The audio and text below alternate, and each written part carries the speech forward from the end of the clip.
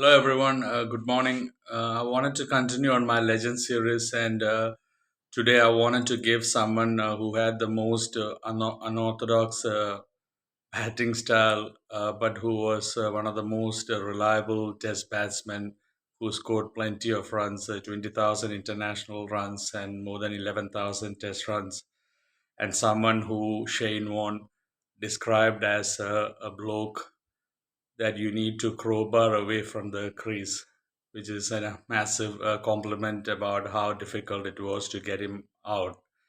And someone who once in 2002 1-2 season batted 1,513 minutes against India without getting dismissed between dismissals, which is a world record in Test cricket, and also once in 2003 scored a 69 ball Test 100 versus Australia, which was the third fastest Test century at that time. I'm talking about the ever reliable Shivnarine Chanderpaul of West Indies, who made a massive contribution to West Indian cricket. He was born 16th August 1974, and he is from Guyana, where a lot of Indian cricketers come from Indian origin, and he played 164 test matches for West Indies, which is one of the highest all time of all teams, 164 test matches. And he scored 11,867 runs with a stunning average of 51.37. And he scored 30 test hundreds. And his highest was 203 not out. And in one day cricket, he played 268 one day matches, and he scored 8,778 runs at an average of almost 42, and he scored 11 hundreds. And his highest was an excellent 150 not out, not not out, 150 versus South Africa. I think it was not out against South Africa at East London in 1999, which I saw. And he put on a 226 run partnership with Carl Hooper, which was a record for West Indies at that time. And it was a very peculiar match because West Indies did win that match, the second one day international. Sean Pollock had taken 6 wickets in that match, and Carl Hooper and Shivnarine Chanderpaul scored hundreds. Obviously, Shivnarine Chanderpaul 150, but no one else in the West Indian team got to double figures. Carl Hooper and Chanderpaul were the only two batsmen who got to double figures, both getting hundreds, and they got 294, I think, and they won that match by 43 runs. So that was a stunning partnership and innings from Chanderpaul, and he has a very unique record as well. I mean, out of his 30 test hundreds, he was not out 18 times, which is a record. And even in his one day hundreds, I mean, the 11 hundreds that he scored, eight out of those 11 times, he was unbeaten, not out, which doesn't happen that often. Both of them together is a record. And he also scored 77 first class hundreds as well. He did play for a lot of teams, or basically for Guyana, but he did play for Warwickshire and a lot of first class teams as well. And he made his debut at the age of 19. I mean, he was a prolific scorer for the under 19 West Indies team, and that's how he got into the team.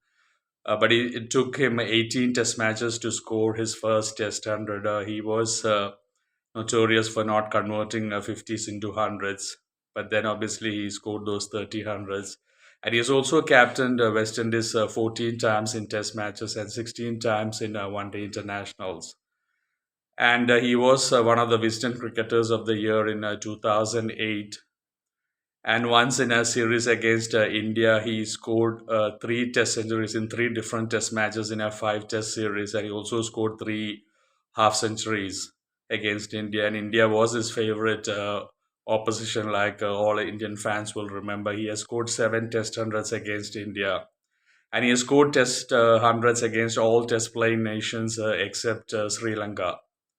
And once in a series against England, three test series, he scored almost 450, 446 runs at an average of almost 150 as well. And Chanderpaul was, I mean, when he used to face the bowler, I mean, initially it wasn't that bad, but I mean, towards the end, it almost looked like he was facing like mid wicket. He used to turn, And he did that. He wanted both eyes to watch the ball because growing up in hostile fast bowling from in West Indies, yeah, that's what he thought was best. And Rohan Kanhai, the mentor of Sunil Gavaskar, was the big inspiration for Chanderpaul. And his batting stance, no one will forget. I mean, he's the only one who did that. I mean, like I said, he was almost facing like mid wicket and past when he was facing the ball. He wasn't looking at the bowler. I mean, his head position. I mean, his feet. I mean, his feet were. I mean, it wasn't that bad when he started, but towards the end both his feet were like totally the opposite side. Everyone will remember what I'm saying. But he had such a match awareness and he really put a lot of value to his wicket. He would definitely come in that mode of Gary Kirsten and Steve O, two players that I can think of who put a lot of value to their wicket and who were not the most stylish, elegant batsmen, but they really were reliable batsmen and they were so effective. I mean, 20,000 international runs speaks for itself and 30 test hundreds as well. And Chandrapal, I mean, even Brian Lara once said that because he didn't get a farewell match, and Brian Lara said that was unfair, and he even said that he doesn't think that the West Indian public knows how much he has contributed to West Indian cricket, which is a big statement from Brian Lara because he did play a lot of matches for West Indies and a lot of contribution. And he was part of that great, not just part, he was a pivotal, he played a pivotal part in that record chase, that 418 chase against Australia, which was a world record at that time. And I still think it's a world record. Australia and West Indies had scored same totals in the first innings and second innings. Australia scored 417 and West Indies had a target of 418, which was the highest chase at that time. And Shivnarine Chanderpaul batting with a broken finger. He scored 100, and Ramnaresh Sarwan, also one of my favorite batsmen, he also scored 100, and they won by 3 wickets. And that was a world record chase that time. So he was a part of history for West Indies. And Chanderpaul, he eventually was the coach of the US women's team. I think I'm not sure now. And his son also played for West Indies. I'm not sure if he's still playing. And Chanderpaul had such a game awareness, and he was really difficult to get out. I mean, I did say initially about what Shane once said that he's a bloke that should be